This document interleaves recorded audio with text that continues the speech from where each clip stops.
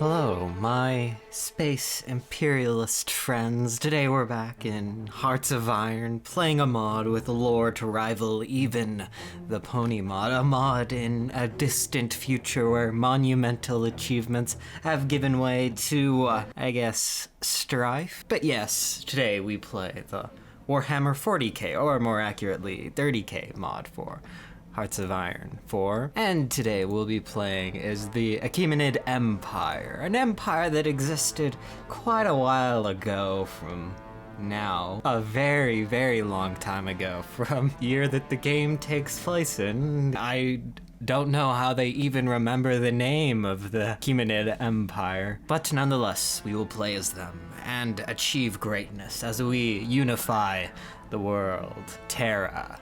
Or just Earth. And by playing these guys, it's kind of weird, because of course we're not the canon unifiers, and we may only currently exist to deny mankind its true destiny, but who really cares about such things? And they do have to justify in the initial lore event how they figured out the name of this long-forgotten empire. Marvelous. Now we will disable the videos, which is always a requirement when loading into a new playset. We have a lot of puppets too. I didn't realize that we had such a big faction, mainly just of warlord states, of course. Well, isn't that the entire world these days? Oh, and the British are still around. That's good to see, I guess. This is a pretty cool generic focus tree. Wow. Maybe we should have played as a country with a generic focus tree, but no.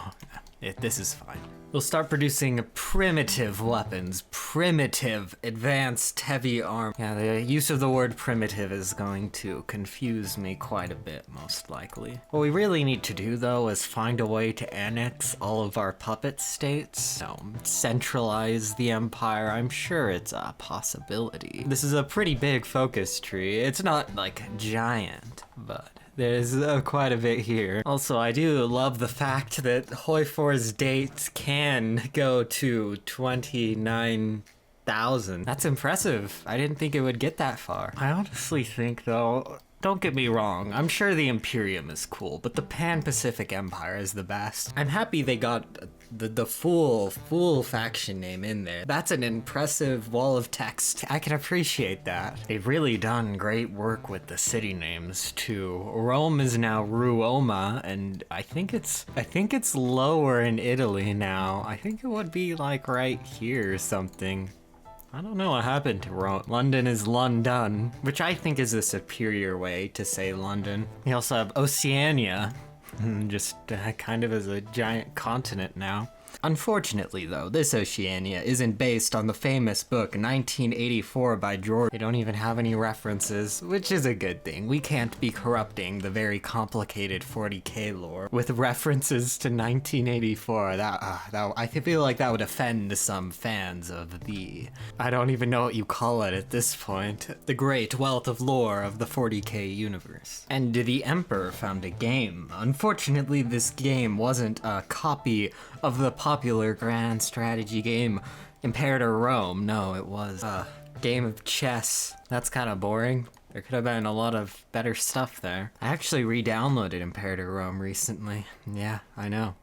Surprising, I guess. And now we will start developing the great city of Babylonia, our great capital state. Our capital itself is the Golden Citadel, and we see the train moving through the city. I bet it's a very advanced space train that can weave between skyscrapers. Actually, in the decision tab, we have decisions and information about our tribes that are under our guidance, and some of them aren't very happy. But we also have the immortal unrest, which is kind of ominous. Blood is on the horizon. If we do not take action soon, then the peace that our empire has maintained for so long will be ripped apart, not by outside invaders, but from within. And we only can bypass this by completing the focus is over here, so the city of Babylonia is going to have to wait. We are going to deal with the unrest. Actually, do we even have time to deal with it? Yeah, we should have time, as long as we do it now. But we can delay the event by declaring war on people, so we're going to invade some of these nations, distract our people from the inevitable internal conflicts. We don't really have much supply up here. I'll need to build a railway, but we should be able to move between their limited number of divisions. I would guess, hopefully, it might be an embarrassing defeat, which I guess would solve the internal conflicts either way. Yeah, this shouldn't be a problem. I think they have more divisions, but they have bad division placement. Yeah, they got annexed. If they put one of the divisions that was in this tile and one of the other tiles, they probably would have survived, but that was foolish, and now we have more time to waste before the rebellion will start. Now we will side with the labor clans, the communists, I assume. Well, there isn't really communism, I wouldn't say. I think there are only two ideologies, really. I guess there's a few others. But you have two brands of authoritarianism. You have an oligarch, or you have just a regular autocracy. Yes, there is the Imperium, which has the imperial ideology, but that's basically an autocracy. And so now we have to turn our attention to these puppet states we have. They're slowly rebelling from us, so we now have to decide whether to diplomatically deal with them or invade them all. Strangely enough, though, invading them all doesn't give us cores on them. I don't think we just get a big puppet that has cores on all of them, which I don't know. I don't really like that. And invading them would be a little difficult. They are all very weak, and we would have to invade them all at the same time. Even together, they would fall like dominoes, but the main issue would be supply. Supply would make everything a nightmare. We don't have an economy to build it up at all.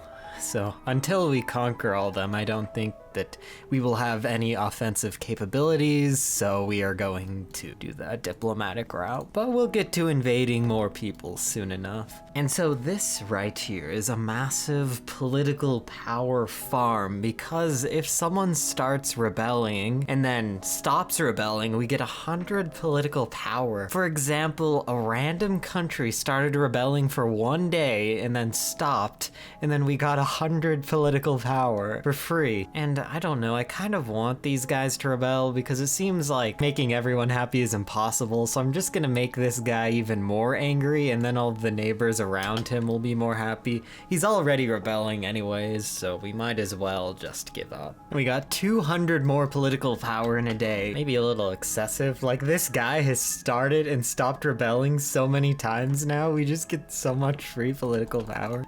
Well, this is going to make everything much easier. Now we can get all the advisors that we could ever want. But I can't believe this strategy works. All you have to do is target a country that's rebelling, keep decreasing their autonomy. And when you decrease one subject's autonomy, neighboring subjects become more happy with you, which gives us more political power as they stop rebelling, and then this rebelling country that we keep decreasing the autonomy of, we can now simply annex them so we don't have to worry about them rebelling. But I would strongly recommend that the devs remove the 100 political power gained. It should be 0 political power. I think if anything, you should just get a national spirit that slowly gives you more political power so you can do the decisions. But yeah, unless it's intended that you get a ton of political power here, but it's a little crazy. And the Imperium, which will probably be our greatest enemy, is expanding in the east. I did look down in our focus tree, and we do have the option to make the Alliance of Emperors, so I guess they could be our friend, maybe.